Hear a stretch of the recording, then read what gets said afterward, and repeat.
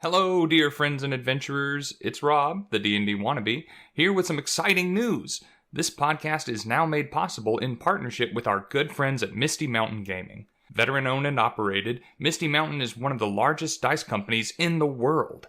They offer the widest selection of metal, gemstone, and glass dice combined. For yourself, that special role player in your life, or your favorite podcast hosts. Just saying. Look for their booth at your next local comic, anime, or gaming convention, or find their products at mistymountaingaming.com. Okay, on with the show. Snagtooth? Snagtooth? Oh, my! Ugh. He is not coming back from that. Well, class, I hope that you have all learned something from Snagtooth's sacrifice about the importance of following proper safety protocols when performing daily maintenance on the various traps throughout the dungeon. Well, with that out of the way, your orientation is now complete. You are now officially inducted into the ranks of His Eminence, Killmonger the Bloodthirsty, Terror of Blackreach, Scion of Talion the Unmaker, Dreadlord of the North, first of his name, long may he pain. Now, before we dismiss to collect our commemorative coffee mugs and participation ribbons, are there any final questions from the graduates? Yes. Over here. Anyone? Anyone at all? Oh, for the hate of all that is good and holy, yes! Wogbeg, stop jumping around and just spit it out. Yes! What can you tell us about the boss? What's he like? What's he all about? Well, the answer is really quite simple. Oh, because I heard that once he was just a normal guy, and then he became on this, cursed armor, and now he is just like a meat puppet for the armor of Angramore, and seeks the total destruction of all things pink and cuddly. Where do you come up with this garbage? Or I heard that he's the lost prince of this, ancient civilization, and now he is raising this army to reconquer the land of his forefathers. Are you just making things up now? I also heard that he was born on a moonless night to a hag mother and a demon lord father. Before he took his first breath, he strangled them both to death with his bare hands and drank their blood instead of milk. Absolutely not. He is rage incarnate, the very embodiment of evil and the vice principle of vengeance. All right, listen up. Oh. It seems as though there's a lot of misinformation that's been perpetuated throughout my students. Allow me to set the record straight once and for all, and introduce you to the real Killmonger the Bloodthirsty.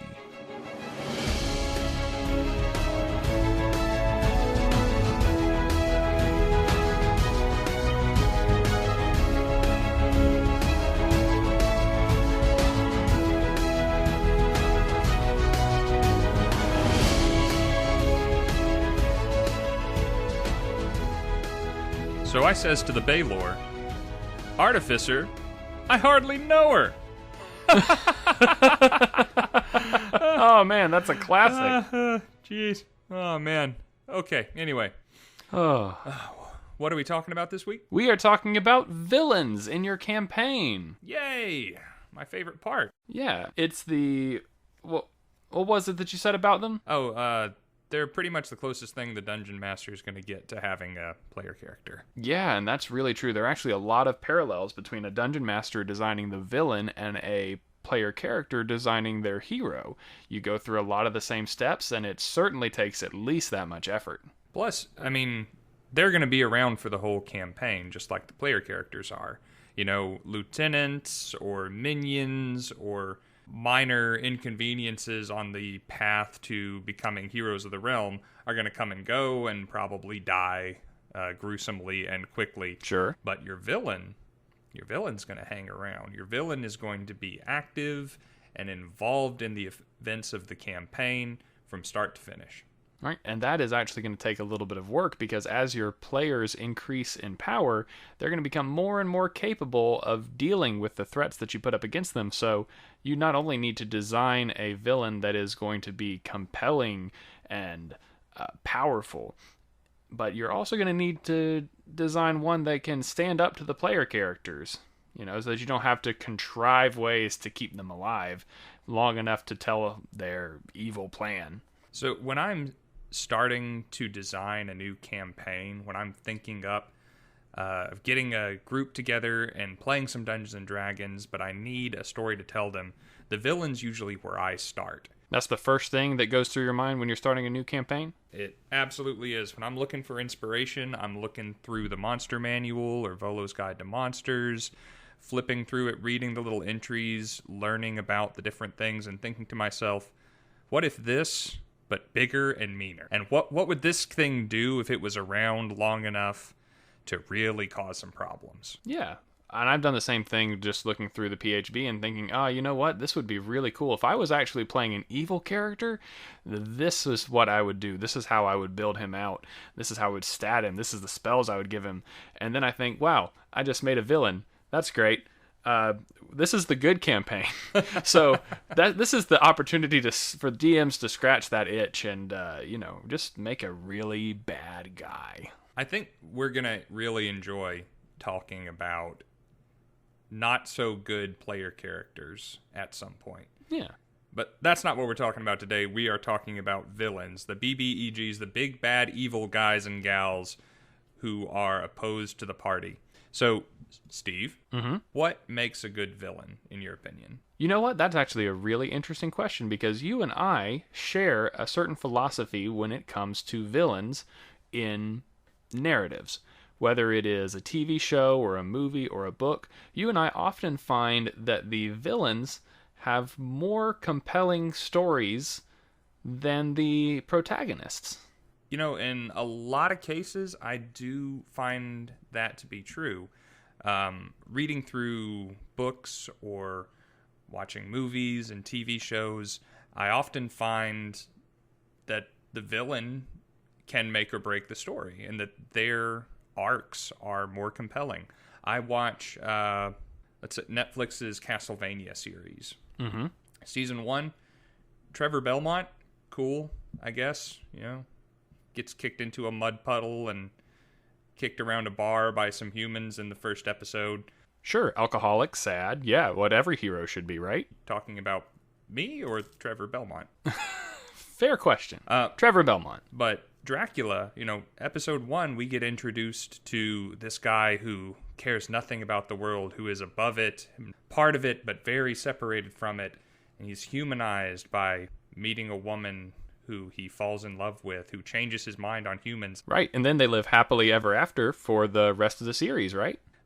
No, they experience tragedy and loss and violent rage. And how does Dracula take that? What does he do with all of this violent rage that is welling up within him?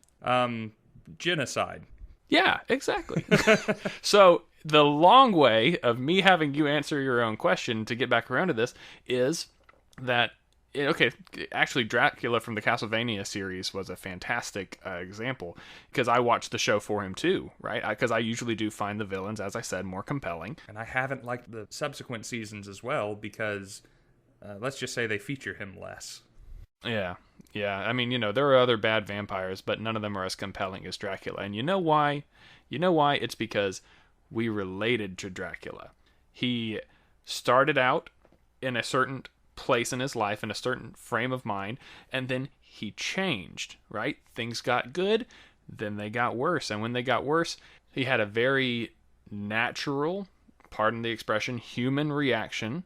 And then he used the wealth of power at his disposal to take that way too far.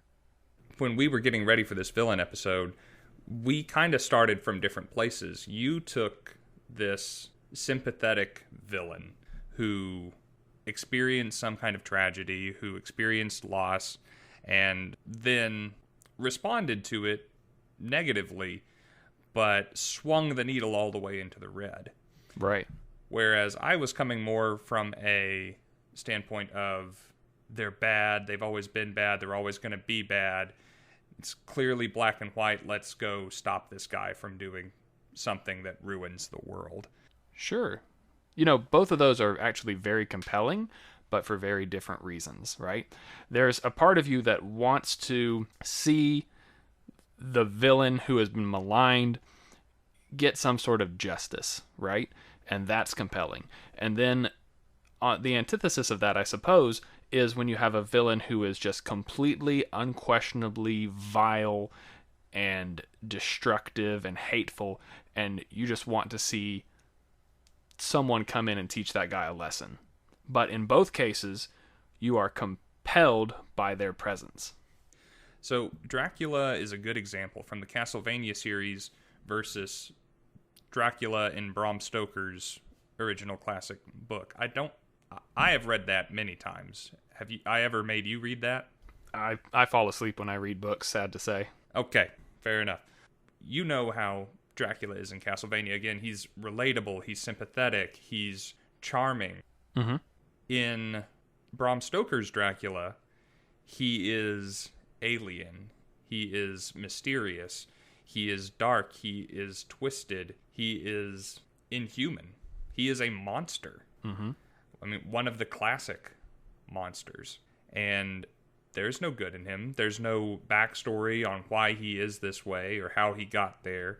You just know what he is now, what he's willing to do, and what he will stop at to see his goals achieve, which, spoilers, is nothing. Right. The only question at that point is just how much is he capable of, and is there a way to stop him? Which, fortunately for everyone in Bram Stoker's Dracula, yes. Yes, there is. Yeah. It's just not going to be a fun time getting there. Right. And that should sort of be the story in your campaigns as well. But so let's talk a little bit about villain motivation, and let's start with your favorite perspective. Let's start with taking something relatable and taking it way too far. Who that our listeners might know is a good example of a villain like this? I've got a bunch of great examples of this. A lot of them actually come from Marvel Comics because Stan Lee and the other writers were very concerned with, the story kind of like behind the superhero, The one that immediately springs to mind because of the, however many movies was in the Avengers series of the MCU is Thanos, okay? Thanos sees a problem. There's not enough resources to go around in the universe. Thanos determines the solution. There need to be less people in the universe. Thanos then shoulders the burden of enacting that solution and takes it upon himself to start gathering the Infinity Stones. On his way, he goes ahead and starts the genocide just to make sure that, the universe will survive until he collects them. But his end goal is to solve what he perceives to be a problem. Obviously, he's going the wrong way about it and taking it way too far, but he thinks that he's in the right, and that is actually what motivates him. Not his desire to see cultures and civilizations, destroyed. His goal is actually to preserve culture and civilization by doing so, but he doesn't take pleasure in seeing people die. He takes pleasure and purpose from the thought of others surviving. See, that is an important thing there that you're touching on is Thanos does not perceive himself as a villain. Thanos perceives himself as the hero. Right. He's doing what needs to be done. He actually has everyone else's best interest at heart. He doesn't want to do this. He doesn't want to be this guy. But, someone's got to do it, and Thanos is going to step up. Thanos came to work today. And Thanos is actually an interesting example because he is only this way in the MCU. If you actually go back and check out the Marvel Comics, the reason he wants to kill half the universe is to impress the living incarnation of death because he has the hots for her. Less heroic. Yeah. So, obviously, I relate to the MCU version a lot more. Another good example would be Magneto, also from Marvel Comics. Okay? Magneto is a mutant. So he was mistreated when he was a child, and he grows up and sees that mutants are being discriminated against across the world. He sees mutants as the next evolution of mankind, and that the rest of humanity is just holding them back and he seeks to correct that injustice. Okay, he wants to make sure that not only are mutants no longer being discriminated against, but they're actually held aloft in the position of power and prestige where he feels that they deserve to be, and he's taking it upon himself to enact this social change. It's kind of like a reform, but the way that he is going about it is obviously extremely detrimental to all of the non-mutants in the world, and that's why heroes like the X-Men have to step in to preserve human life. You know, I sympathize with Magneto's perspective on this and Magneto's story so much. He's a very interesting character in that fiction, to the point that if I were in that world, if I were a mutant, I would probably be part of the Brotherhood. Yeah. Hey, another one is Killmonger from the Black Panther movies. He was a very sympathetic character. A lot of people kind of walked out of that movie wondering, okay, was he actually the bad guy, though? And I guess the correct answer is yes, because it has to be. Because you don't want Black Panther to end out the movie having killed a good guy. But that line was very blurred during that movie. Okay. Let's cut the Marvel examples just for one example, and we'll go to a DC example, which is Lex Luthor, okay? Right. A lot of people think of him as, the foil to Superman. He's just a normal guy with a lot of money and a lot of power. And we always think of him as being classically bad because he wants to kill Superman. People who actually have read these comics will know, and people who have read these comics more than me will probably correct me on something. But Lex Luthor's primary motivation is to save humanity, which you kind of would think is weird because it seems like, well, that's also Superman's primary motivation, so how could they ever disagree on this? Lex Luthor thinks that Superman's presence on Earth has made humanity complacent. It has made them reliant upon Superman to solve all of their problems, and in so doing has kept them from meeting and exceeding their potential, from continuing to improve, from continuing to evolve. So he specifically wants to get rid of Superman for the betterment of humankind's future. Right. Maybe at the expense of humankind's present. Man, I really wish we could talk about the villain in the campaign that I'm currently running, because there are some parallels there. Do it. Do it now. Spoil everything for me. No, can't talk about it. Too spoilery. You're a tease. You're a tease, Rob. But I'm proud of him. He's so good. One day we can either come back and drop him in here, or we'll give you a special episode to talk about your special boy. I mean, we both deserve that.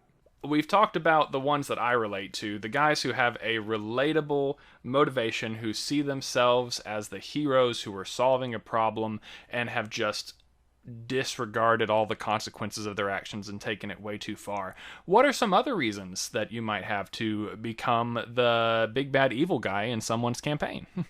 Well, kind of like when we were talking about player motivations and how to roleplay them, villains are also motivated. Extremely so. Yeah.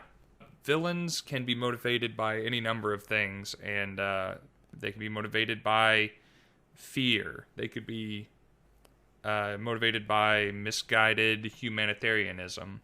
Lex Luthor, yep. Yeah, or perceived injustice, or Magneto, yeah. Revenge, ambition, power, obsession, or just their nature. Mm-hmm. So I'm going to brag on my own campaign setting for a second. Yes, tell us about another villain that is not a spoiler for my current campaign. That's much less exciting.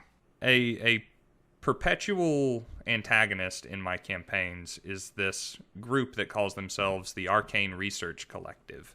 They are essentially a bunch of racist humans who look around the plethora of D&D races and see that all other races are more magically gifted than them. Right. Humans are basic, exactly.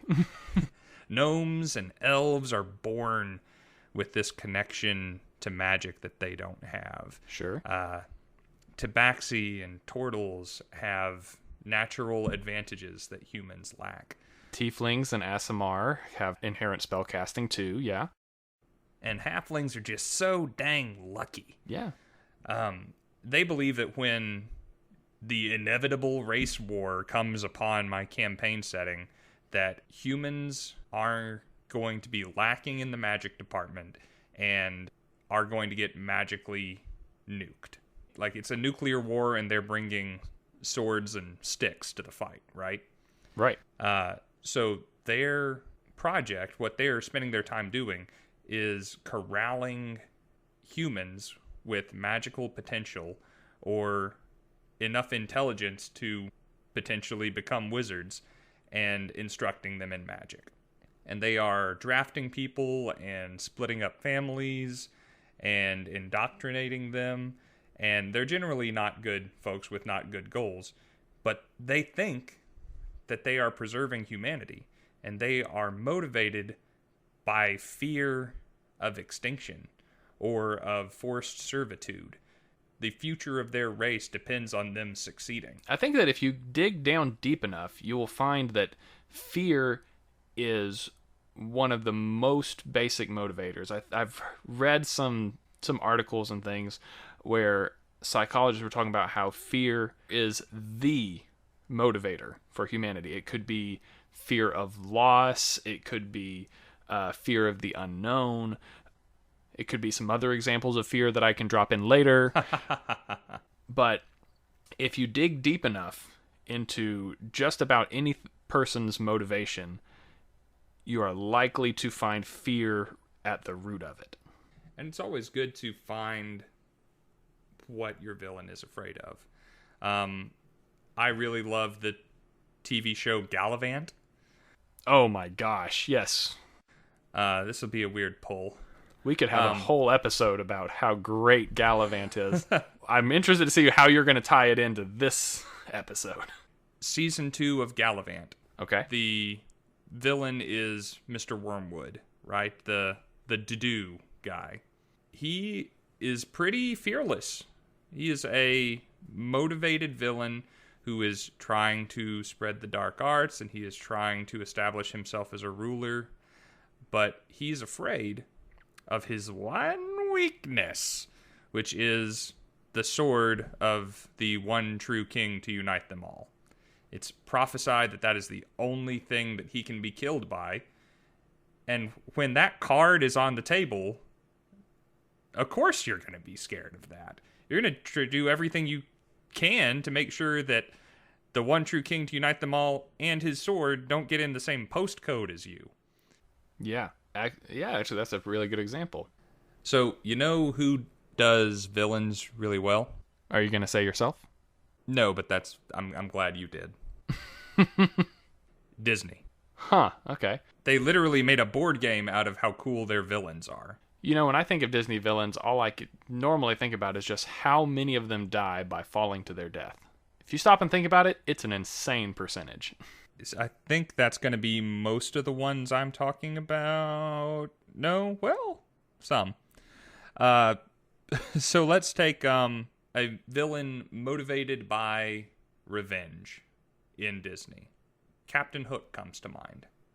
Peter Pan took his hand, fed it to a crocodile, and now all day, every day, all Captain Hook wants to do is make Peter pay for what he did. Yeah, it doesn't seem like he took it very well. Yeah. Revenge is a great motivation for a villain. Somebody did something to him at some point that made him particularly angry, and he's going to take it out on definitely the offending party and anyone that gets in his way. We talked about Jack Sparrow a few episodes back, talking about role-playing and combat and how to make things more immersive. That was Jack's motivation all through the Pirates of the Caribbean Curse of the Black Pearl, is I want to get back at my first mate who left me stranded on an island with one bullet. Yeah, a lot of players tend to save that for their player characters. You know, oh yes, we have a nemesis out there or an arch villain who we have to seek our vengeance upon. Or maybe that's just me because I keep playing Oath of Vengeance Paladins. But yeah, don't forget that is a very excellent motivator for your villains as well. Going back to Castlevania, that's what Dracula is dealing with in season 1. You know, he wants to take out that injustice upon the church, and then he extends it to all of humanity very quickly.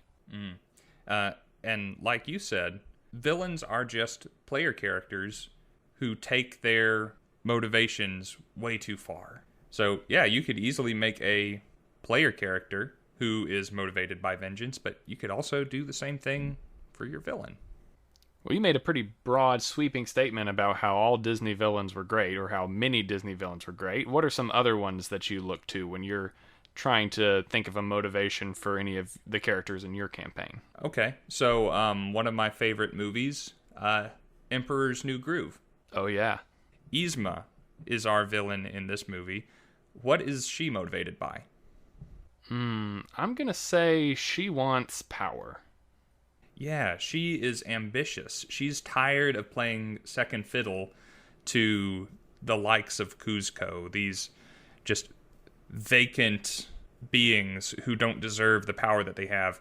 She's worked hard at this. She's been doing this for a long time. She is deserving, and she's going to get what's hers. Same thing for Scar from The Lion King. Oh, yeah. You know, he's never going to be the king. He's never going to be in charge of the pride. But if he kills Mufasa, then he gets everything he deserves. Right. He's the ill-fated second son who is out of the line of succession, but he is first in line of succession if something happens to the current king, you know, while the son is still too young to take over. And that is a classic villainous motivation, is I want what I don't have. I am underappreciated. I'm going to get mine. Yeah. You know, I think we could probably lump Jafar in with those too, because the lust for power and ambition are pretty much Jafar in a nutshell. In fact, he has some very clear similarities to Yzma and Scar in that regard. He's just one step away from being the most powerful person in the land, but that one step is just so close and yet so far, and that sort of thing just grinds against these characters. Like, almost is just not enough. I love Jafar as a villain because his ambition grows like every half hour in that movie. We're, of course, talking about the original animated version because Jafar felt a little lackluster in the new live-action one. I don't recognize those as existing. Will Smith was great. The new musical numbers were fantastic. Jafar fell a little flat. Some of them were fantastic, not all of them. But Jafar in Disney's Aladdin, the original animated one, first, he wanted to be Sultan. Then he wanted to be Sultan and get the girl. Then he goes up to, I want to be the most powerful dude in the world. And even that's not enough.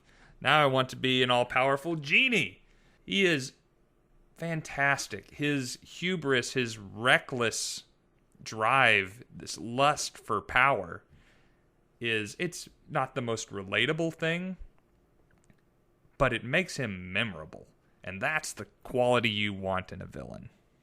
To go back to what you were saying earlier about taking something a little bit too far, one of the great motivators for the hero in fiction and in real life is love, right?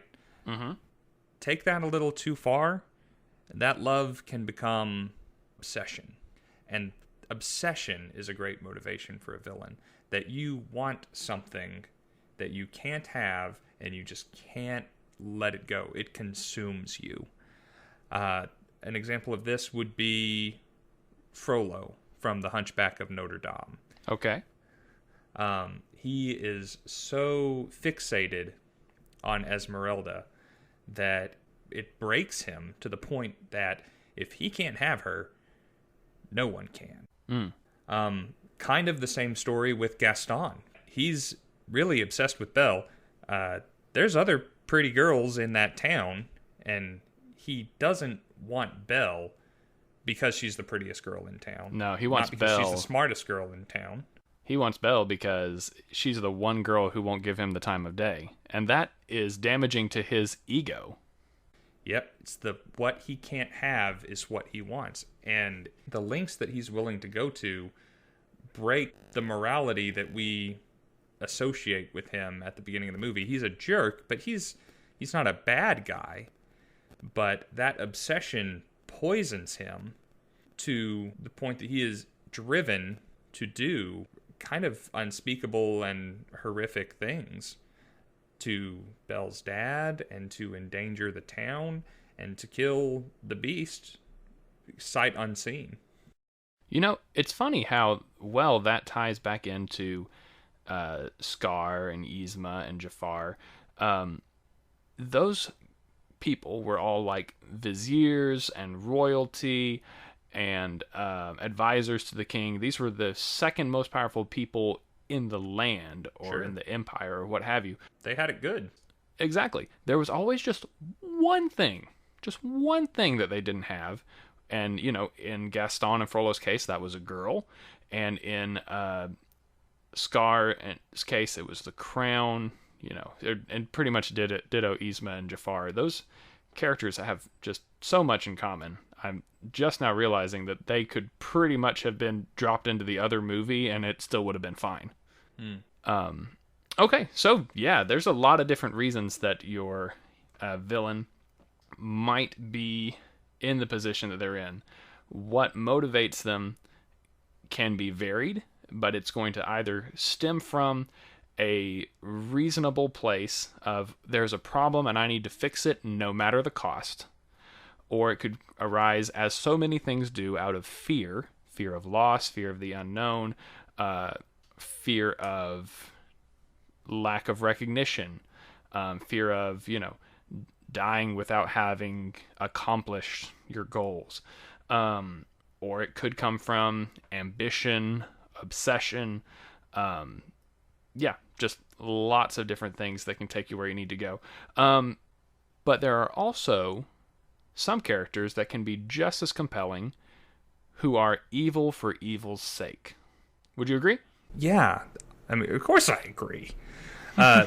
These are the guys that stand out to me. These villains are memorable for a different reason, because you don't know how or why they tick. There's no sense to what they're doing. You can't understand them, and that makes them more terrifying.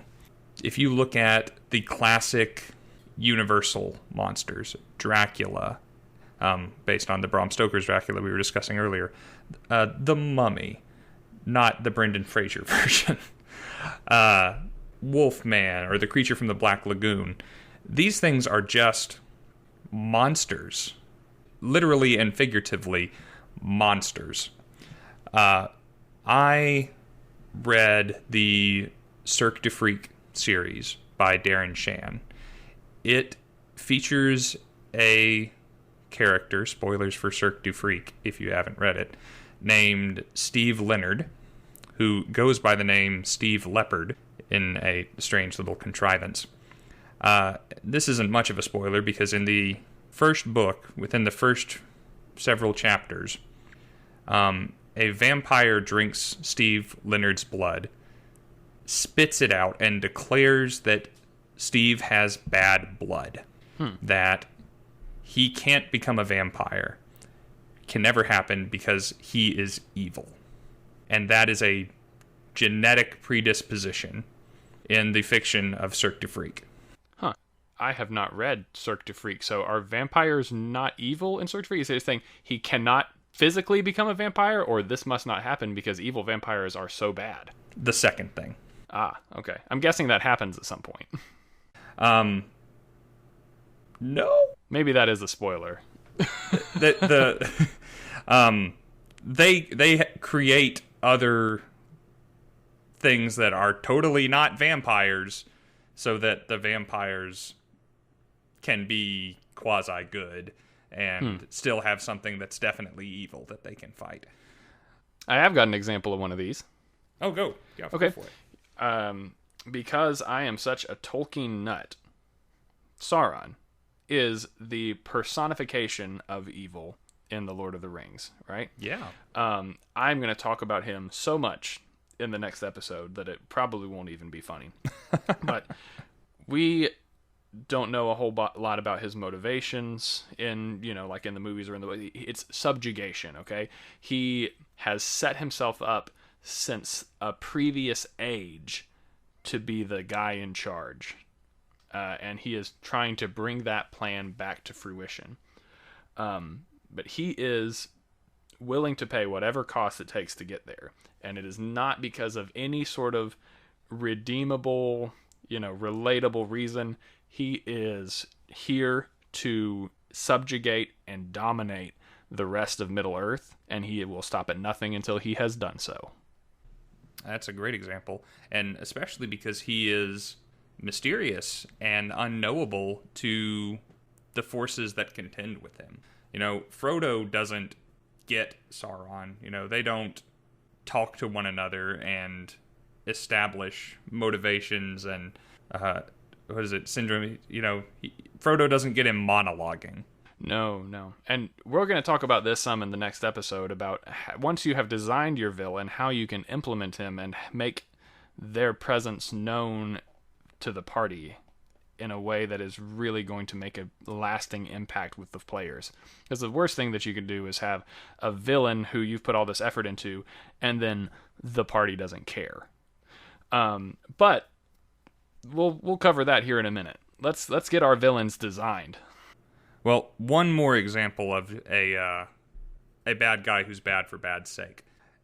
Before we got to know Anakin Skywalker, we had Darth Vader in A New Hope. Through the scope of that first Star Wars movie, through Episode 4, we don't know who Vader is. We don't know where he came from. We don't know what he's up to. He is the guy that represents the Galactic Empire. He is the guy that chokes out his own people. He's the guy that has really badass music start playing when he starts walking out of a starship. And he's the guy that kills an old man with a lightsaber. They did a lot of things right in that first Star Wars movie for, the time. Like, they set up that the Empire is bad by showing Darth Vader kill someone the very second time that he is on camera.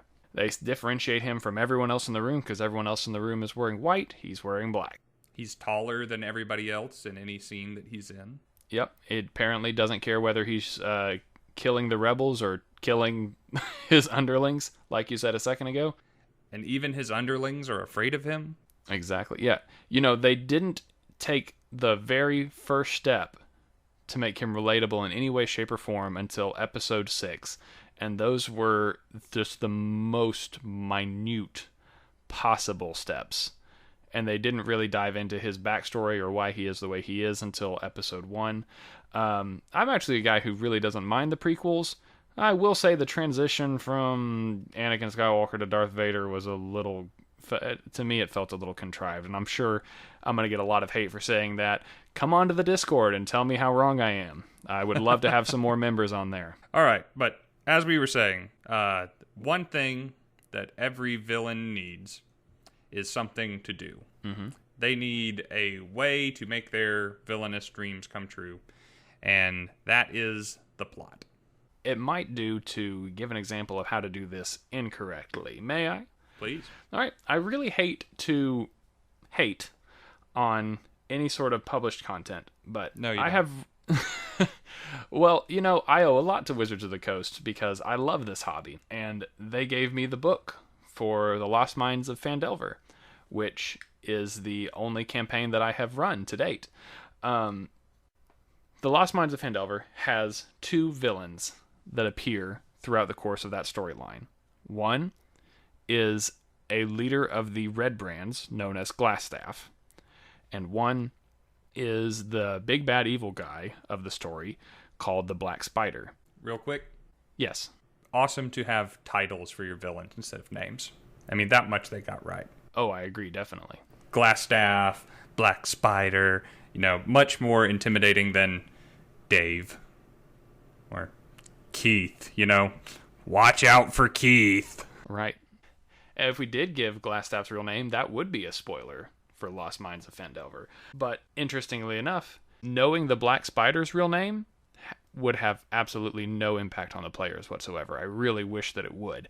But that's kind of what I wanted to talk about with these guys. These villains are fairly one-dimensional. I've read that module back and forth, and granted, it's a small module, it's an introductory module, it's not going to be their greatest work. If you want their greatest work, go read and play Curse of Strahd.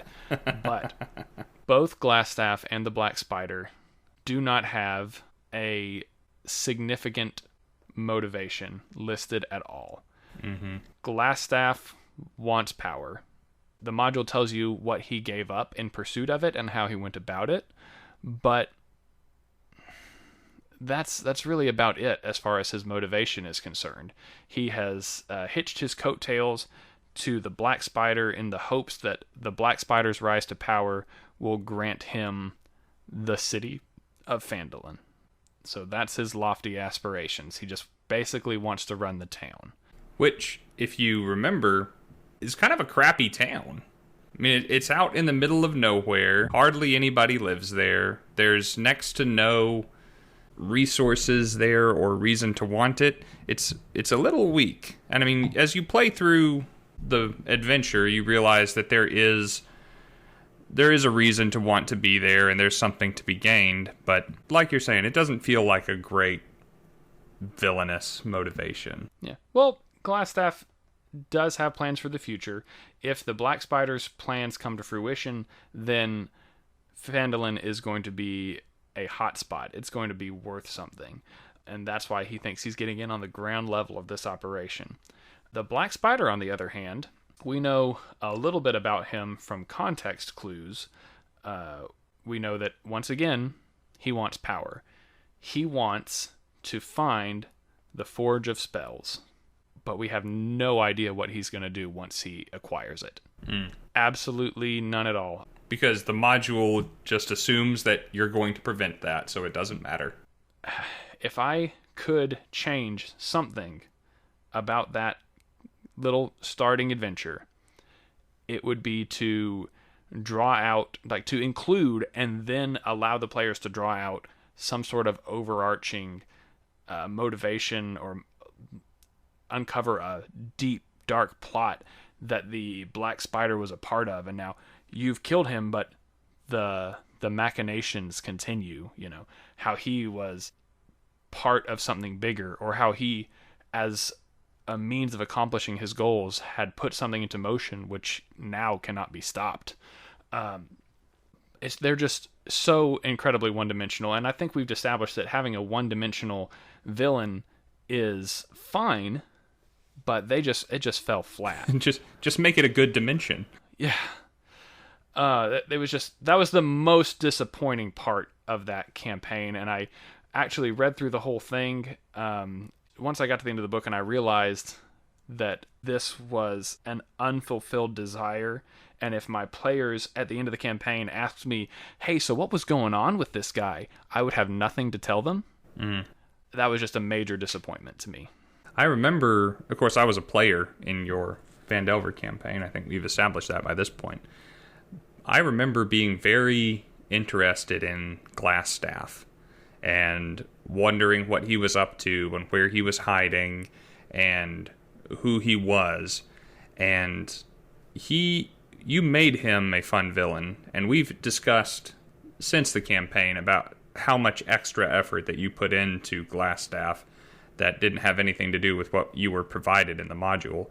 But even with you giving it a little pizzazz, I walked in to the room with the rest of the party to face the Black Spider, and I walked into it like it was any other encounter. And we dealt with it like it was any other encounter. And that... Right. And I'm not putting this on you or saying that that moment was disappointing, because we had a lot of fun and we wrapped up that campaign really well. But it was certainly lackluster compared to even earlier fights in the dungeon against minions and mobs. Right. Well, here's the thing about the Black Spider is his presence is known. Very early on in the campaign, you find his insignia. Very early on in the campaign, you hear his name.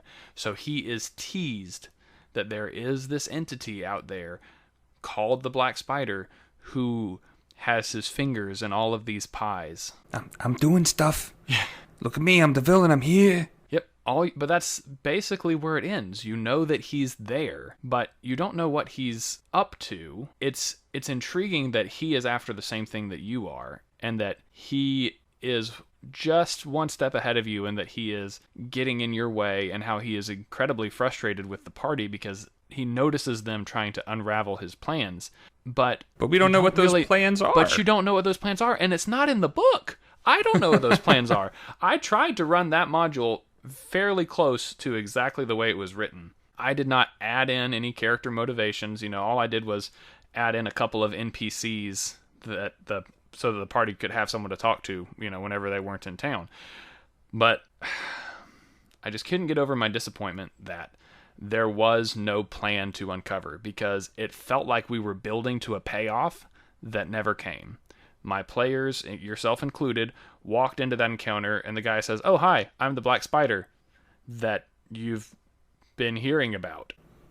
Perhaps you've heard of me. Yep.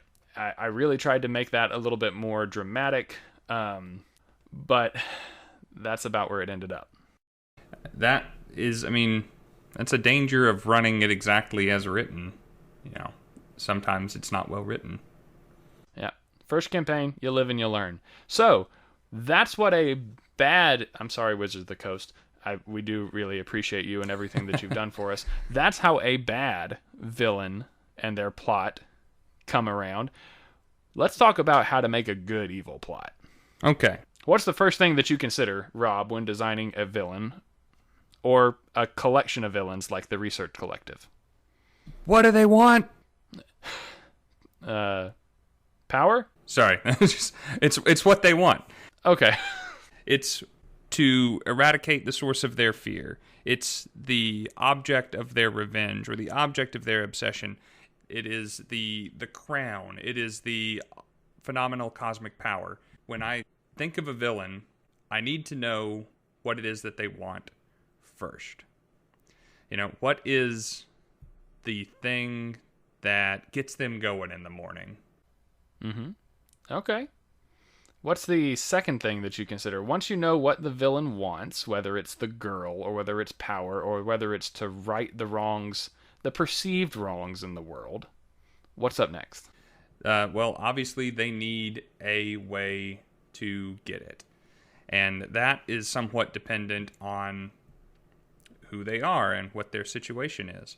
If the villain of my campaign is the evil king has armies. He has court sorcerers. He has powerful knights. And he has a country full of patriots ready to arm themselves at his beck and call. Versus if you have a evil wizard who is alone in their tower and applying dark magics and fell rituals, or creating an army of undead, or assembling stone golems beneath the earth, or perhaps a drow assassin who maybe only has one or two accomplices but has a network of informants and spies and a few greased palms in the right social circles.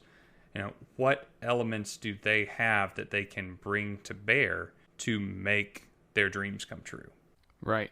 So, as far as the goal is concerned, we talked about a lot of different motivators, and obviously the goal of your villain is to attain what they lack. Mm-hmm. But I think probably the most defining feature of your villain is this that we just discussed. It's how do they go about it? What resources do they have at their disposal? What resources do they need? And how do they acquire those resources in order to enact the plan? It's a very different campaign if your big bad evil guy is the evil king who has armies at his disposal and who has court subjects and court sorcerers and all of this stuff, or if your campaign is centered around a blade in the dark. A entity that is unknown and is sneaking around and doing things in a clandestine way. It's like, so the evil king is going to be ostentatious, the assassin is going to be clandestine, and that just completely changes the tone of the campaign for that to be your opposition. It very much does. And you know what else can change the tone of the campaign? When we're talking about the BBEG, Big Bad Evil Guy, your villain might not be a guy. This is Dungeons and Dragons. This is a fantasy world that has fae and undead and demons and devils and dark gods and eldritch beings. Screw the evil king. What about a lord of hell? What about an abyssal creature? Titania, queen of the unseelie court. Right, or Tiamat, 5-headed evil dragon tyrant. Yeah, there you go. Or the Demogorgon, or Grazd, or Asmodeus. How do you say that? I say Asmodeus. Or, as in your campaign, a group like the Arcane Research Collective. Or let's take Critical Role. I don't think they've fully realized this plot line, but the Cerberus Assembly. That is a collection of 3 extremely powerful and diametrically opposed magicians, right? They are individually powerful, they are collectively insanely powerful, but they're not necessarily unified, and that adds its own little flavor. The other thing that I think is really important to defining your villain is what they are missing. Like, if the villain had everything that they needed in order to enact this plan and take over the world, then you wouldn't have a campaign. You would have a post-apocalyptic wasteland, or you would have a society where the entire populace has been completely subjugated. Which, in all fairness, could be a campaign. Tabletop Terrors has created a setting called Dragon Grin, where the whole premise of the setting is that evil has already won. And the light has all but died, and hope is all but extinguished. And you are fighting a losing battle every time you step into Dragon Grin. So there is a campaign in there, and that could be a lot of fun. But normally you're trying to stop the bad guy from doing the bad thing, and so there's a chance. That's your adventure hook. You're trying to prevent, like you said, that last piece of the puzzle from fitting together. Right. Often this is going to be the MacGuffin of your campaign. This is going to be the super magical, powerful whatchamacallit. The object itself is practically inconsequential. What matters is that the villain wants it, and if they get it, then their plan will come to fruition.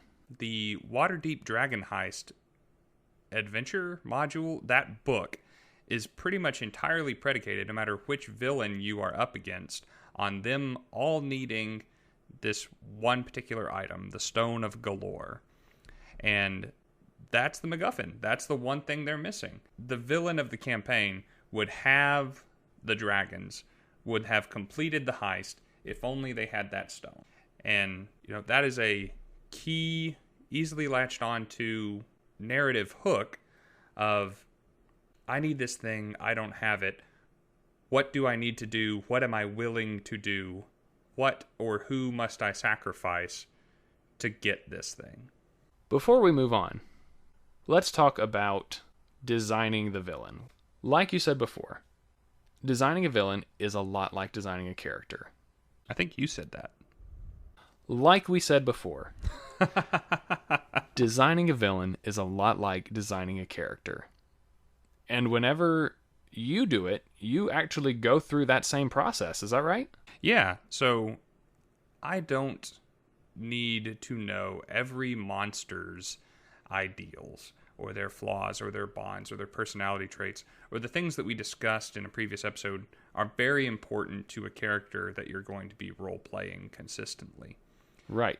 But for the villain, who you are going to be role-playing consistently, even if the player characters aren't around to see it, it's important to nail down who they are as a person or as an entity. Right. From the get-go. Right.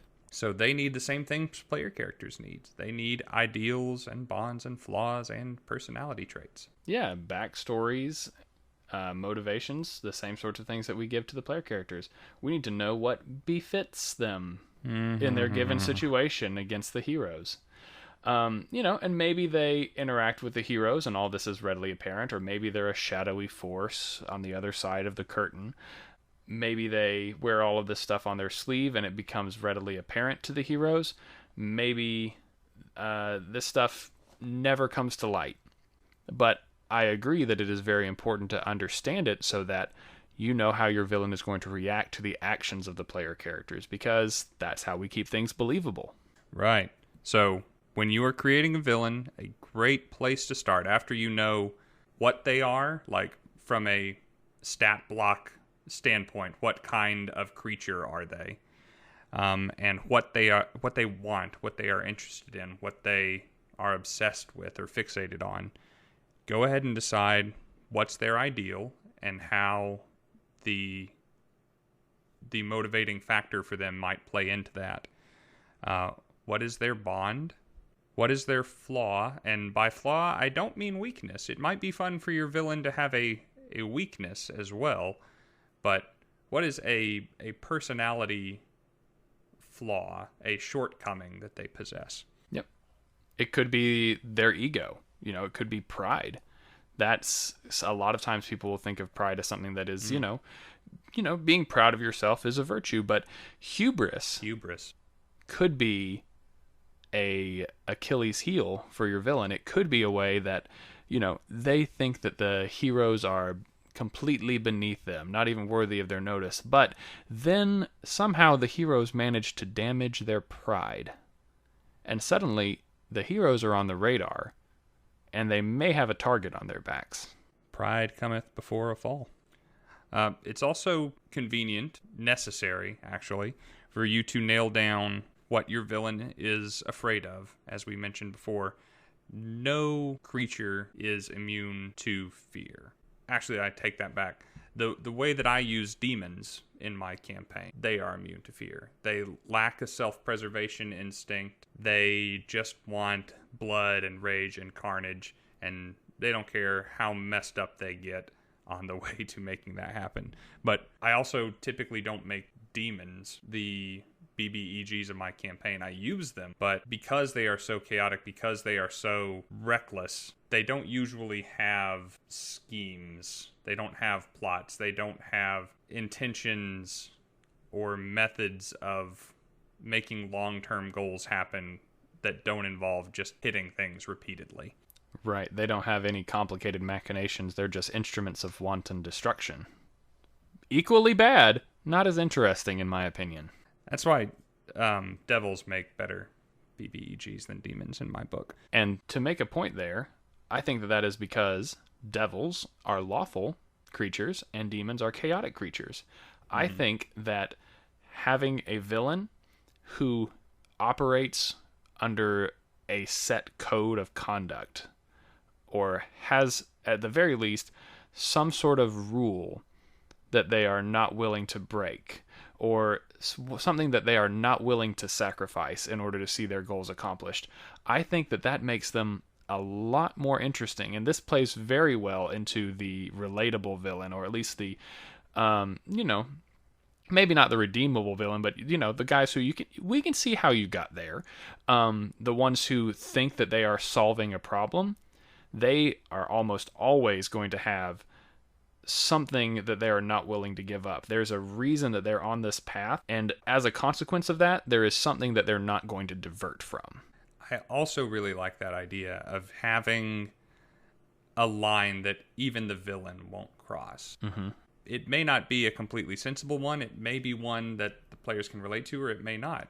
It may be, say, the players come to a town that has recently been attacked by the villain's forces, and the homes were burned down, and the men and the women were killed, but no children were harmed.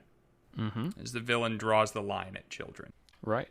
That could be their ideal. That could be, children could be their ideal. Children could be their bond. That's why this is one of those things that I think helps make your villain seem real, you know? I think I actually kind of like this one. I might have to use it later. You come into town, and again, the Shady Vale has completely been burned down. Yep. But the church is still standing. Right. Some sort of evil cleric has gone rogue, and they're purging the land of all the pagans and the heretics, but that church needs to stand. Or I've thought about having a campaign sometime where we have an evil druid on the loose, because, man, druids are broken as heck, aren't they? But they level the town without disturbing a single blade of grass or singeing the leaves on a tree. You know, this is the great return to nature. You know, we're going to get rid of all of the scars that humanity had left on this town. Fantasy eco-terrorist. Basically, yeah. I mean, druids would be great for that. Oh, yeah. No argument here. Circle of Spores, especially. And I think if you're going to be making a villain that has that touch of humanity, who is somewhat relatable, and give them that line that they won't cross, imagine the circumstances that might push them past that line. When, if for some reason crossing that line might get them to their end goal in a heated moment, would they tiptoe past it? Would they do that thing that they consider unthinkable if it meant having everything? What kind of a character moment would that be for your villain to lose that last shred of humanity? I'll tell you exactly what kind of moment that would be. That would be like when a character forsakes their bond in order to accomplish their ideal or avoid their flaw. And a great example of this, kudos to Marvel Comics and the MCU, is when Thanos pushes Gamora over the edge of the cliff. Good pull. Yep. He forsakes the only person in the universe that he cares that much about in order to get one step closer, not even to accomplish the goal, but to get one unavoidable step closer to saving the world. To being a hero in his own mind. It's kind of that analogy where, you know, a train is going down the tracks and you have the lever in your hand, and if the train continues the way it's going, it will run over the school children who are crossing the train tracks for some reason. But if you pull the lever and save all those children's lives and divert them, you're going to run over your wife or your mother or your child. Someone personally valuable to you. Yes. Do you sacrifice the one to save the many? And that sort of question, too, I think would be very telling for your villain. Would they do that sort of thing? Are they concerned with the greater good, or are they a little bit more selfish in their line of reasoning? Are they emotionally attached, or are they not emotionally attached? I wish we could talk about the villain in our campaign. Do it. Do it. No, I hope that my players will listen to the podcast I make, and I don't want to spoil it for them. Well, since Rob is chickening out, I think we're going to have to wrap this one up. We do have more to talk about with villains, specifically about once you've designed them, how are you going to implement them in your campaign to where they make a difference to your players, and where stopping them is going to be on your player character's radar and hopefully even their top priority. A villain that your players don't fear isn't doing his job. Exactly. So hopefully the discussion about how to create your villain, which is very similar to your process for making a player character, understanding their motivation, and then having a plan for how they're going to accomplish this. Understanding those different aspects of your villain will make them very relatable and will make it much easier for you to implement them, because you will know how they will react to any situation that the player characters may put them in. You know, maybe this avenue of accomplishing the goal has been thwarted, but they can still take this approach. Or, you know what? The players stole the MacGuffin. You know, they prevented you from taking it when you needed it, but you can get it back from them. How are you going to go about it, though? Are you going to sneak in and steal it from them in the night? Are you going to manipulate the powers that be that they know and respect into demanding it from them? Are you going to summon an army to take them by force? Are you going to kidnap their family members, the people that they care about, and hold them hostage for ransom and blackmail them into giving it back to you. Understanding your character on this level will help you answer that question when it comes up. Amen, man. All right. I think that's probably enough for now. I guess we should tell people where they can get some more of us if they're not tired of us yet. Yeah, so who are you and why are you here, Rob? I am D&D Wannabe. The D&D Wannabe at gmail.com, D&D Wannabe on Twitter.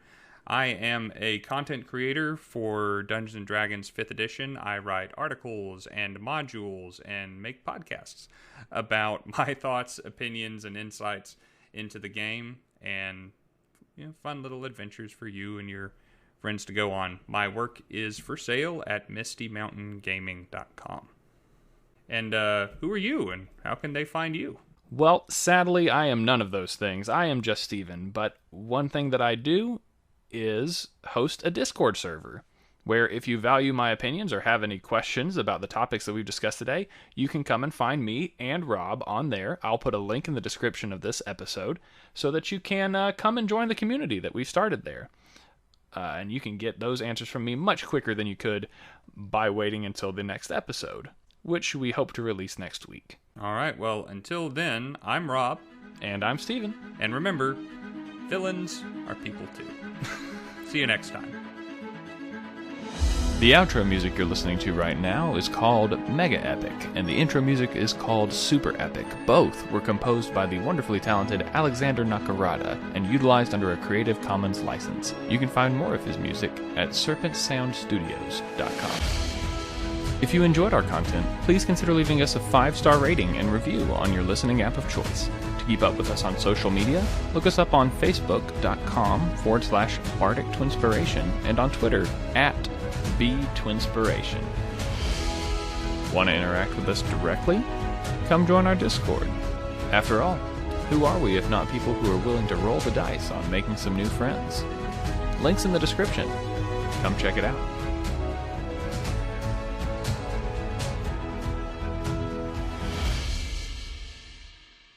And that is why, maggots, you always carry a ranged or thrown weapon when you're on duty. Right, that concludes our Evil Minion Orientation course.